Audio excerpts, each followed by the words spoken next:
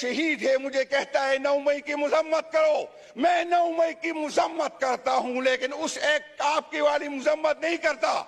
मैं उस दिन की मजम्मत करता हूं जब मैंने कायद की बेइज्जती की, उसे हाई कोर्ट से लेके गए बेइज्जती की साथ, मैं उसकी मजम्मत करता हूं।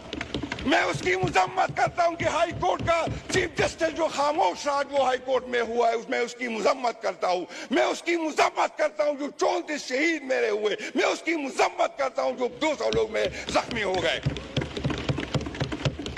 मेरी FIR ही नहीं काटी जा रही। मेरी अपील है, मैं हुकूमती वक्त से कहता हूं, मैं चीफ जस्टिस से कहता हूं कि 9 मई की इंक्वायरी करो और देखो किसका फायदा किसको हुआ, ये किसने प्लान किया। अजीब इदारे हैं। मैं अपना पेट काट कर जो है अपने इदारों पे लगाता हूं, इनको ये पता नहीं था कि 9 मई क्या होने वाला है। जो IG इसका